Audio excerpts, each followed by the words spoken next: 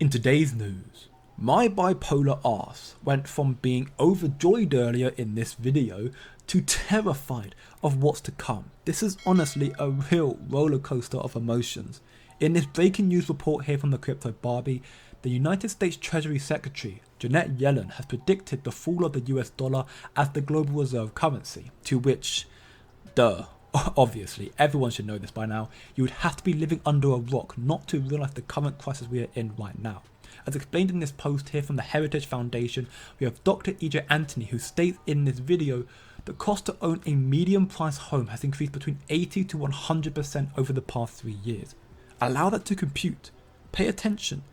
Double in the past 3 years, almost double of medium price homes in the past 3 years, which is insane.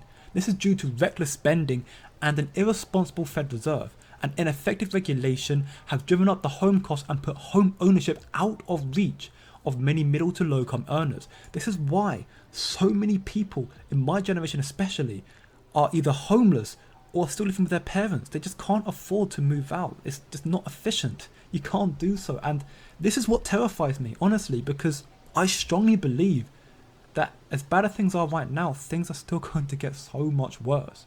In this post here from Professor Stone, consumer confidence plunges and near zero growth is coming. Near zero growth. This is according to the Conference Board 110-year recession tracker, with 22 straight down months. Again, pay attention, 22 straight down months, almost 2 years of no growth.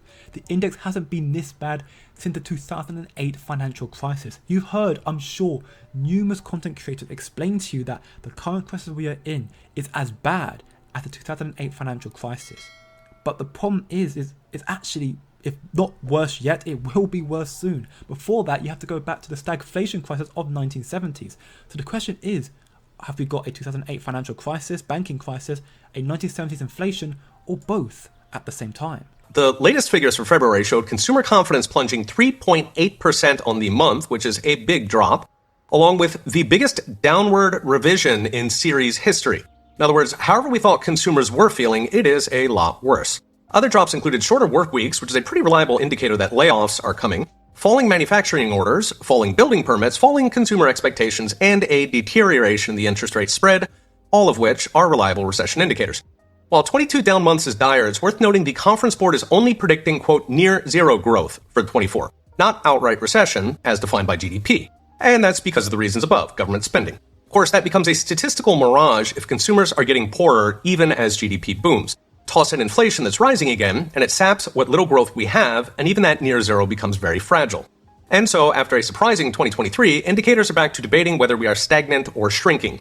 The likely tiebreaker will be inflation. If it keeps up, we could be looking at a long 1970s-style stagflation, this time with a 2008-style worldwide financial crisis that, if it snowballs, could knock us back to somewhere we haven't seen since the 1930s. So, see, this is what scares me. This is what terrifies me. The USD is not the global reserve currency, and this is because of the reckless spending of the Federal Reserve and the government, but it's also due to other influences. For example, the BRICS nations. In this post here from RT India, Russia is going digital. President Putin signs the law for international payments.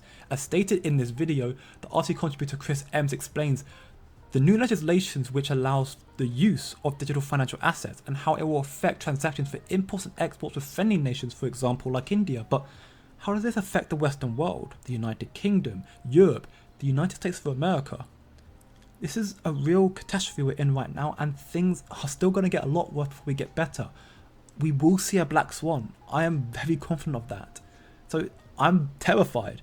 The only silver lining I can put in this video, which is something to give you some form of peace of mind, is thankfully some assets, for example Ripple and XRP, they have very close connections to the BRICS nations, to Russia, India, Brazil, all of them, even the new members, Saudi Arabia.